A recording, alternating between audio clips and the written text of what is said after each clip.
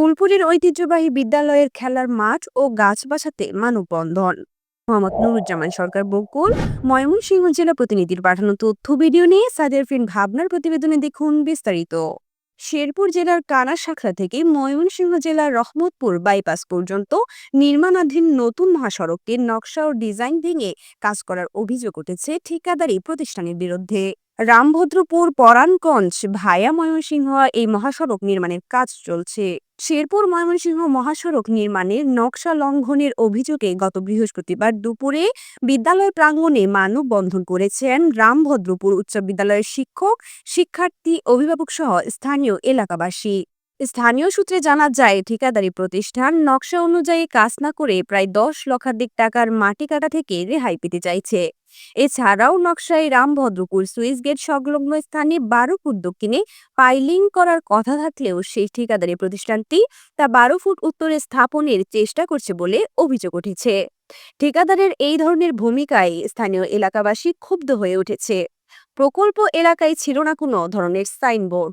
উল্লেখ্য যে রামভদ্রপুর উচ্চ বিদ্যালয়ের দক্ষিণ পাশের বাউন্ডারি, খেলার মাঠ, পরিবেশ রক্ষায় বড় বড় মেহগনি গাছ এবং স্কুল ও বাজার মসজিদ রক্ষার দাবিতে বিদ্যালয়ের সকল ছাত্রছাত্রী, শিক্ষক এবং এলাকাবাসী ঠিকাদারের বিরুদ্ধে মানববন্ধন করেছেন।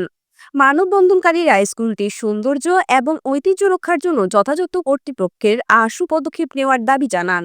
অন্যথায় এই কারণে রামভদ্রপুর হাই স্কুলের ঐতিহ্যবাহী খেলার মাঠ, 22টি বড় মেহগনি গাছ ও সীমানা প্রাচীন হুমকির মুখে পড়বে।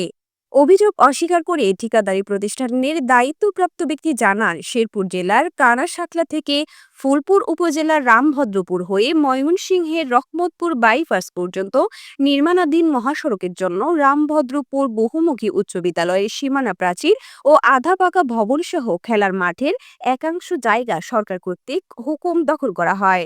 বর্তমানে হুকুম দখলকৃত জায়গার স্থাপনা উচ্ছেদের প্রস্তুতি নেওয়া হচ্ছে, কোনো অনিয়ম হয়নি বলেও জানান। তবে এলাকাবাসী সহ সকলের দাবি, বিষয়টি সড়ক ও জনপদ বিভাগ বিবেচনায় নিলে ভালো হবে। এতে ঐতিহ্যবাহী বিদ্যালয়ের খেলার মাঠ ও পরিবেশ বান্ধব প্রাচীন গাছগুলো রক্ষা পাবে। মানববন্ধনে বিদ্যালয়ের সম্পদ রক্ষার বিপরীতে সাথে থাকা সরকারি খাস জমি ব্যবহার করে সড়কটি 3 ফুট সরিয়ে নেওয়ার দাবি জানানো হয়।